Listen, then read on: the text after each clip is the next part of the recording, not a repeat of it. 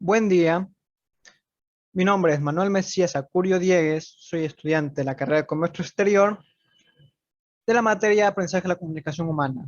Vamos a presentarle este día de hoy lo que es la lectura categorial, esta definición, este concepto, o el proceso de lectura como lo llamamos a conocer. ¿Ya? Entonces, la lectura categorial tiene unos ciertos elementos que hay que saber diferenciarlos.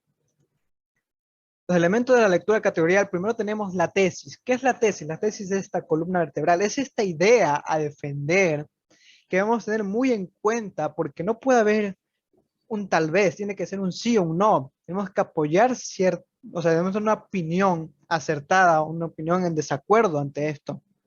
Entonces la tesis es esta idea, es esto que conocemos.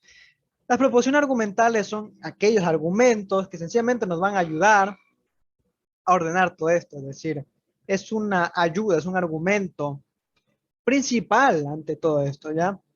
Ahí tenemos las proposiciones subargumentales. ¿Qué es una proposición subargumental?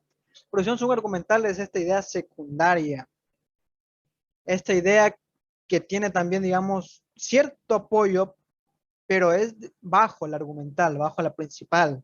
Entonces, subargumental porque tiene este concepto, esta idea que va conforme a la misma.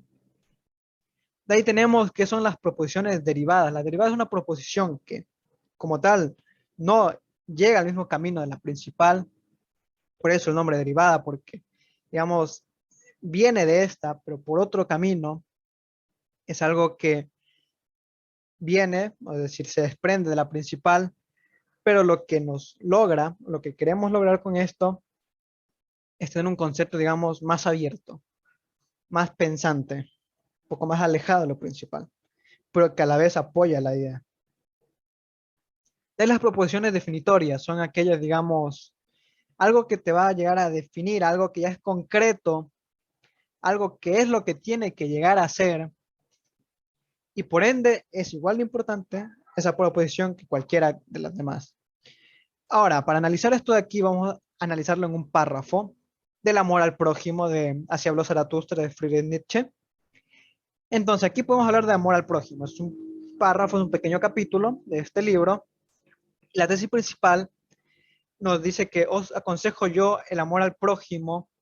Prefiero aconsejaros la huida del prójimo y el amor al lejano.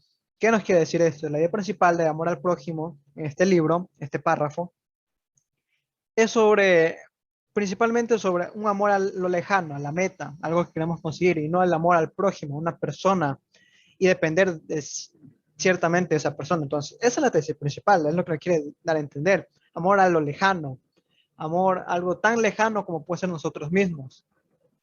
La posición argumental sería, no conseguís soportar a vosotros mismos y no os amáis bastante, por eso queréis seducir al prójimo a que ame y adorados a vosotros con su error.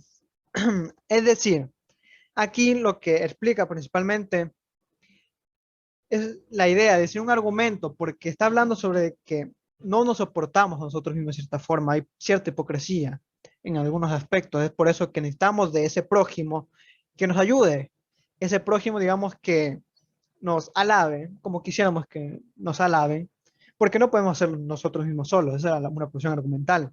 Otra proposición subargumental que no miente tan solo aquel que habla en contra de lo que sabe, sino ante todo aquel que habla en contra de lo que no sabe, una subargumental. Va con la idea principal de que tenemos que apoyarnos sobre nosotros mismos y no sobre el prójimo. Y habla sobre lo importante que es la verdad, no mentirse ni a uno mismo, nunca. Ahora, la proposición derivada sería lo más lejano, son los que pagan vuestro amor al prójimo, y en cuanto juntáis cinco, siempre tiene que morir un sexto. Habla sobre que por lo general en unos grupos siempre va a haber una persona, digamos, que no va a estar conforme con todo, una persona que se le va a echar de menos los típicos grupos de tres, un grupo de dos. Entonces aquí tenemos la principal idea, es un poco derivada, ¿no? O sea, viene la primera, pero se deriva a un campo más abierto que del círculo social.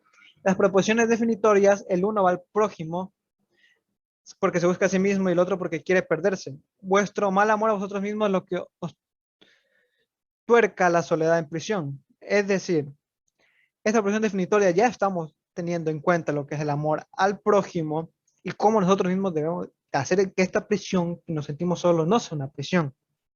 Entonces, en este párrafo podemos destacar estos elementos principales de la lectura categorial.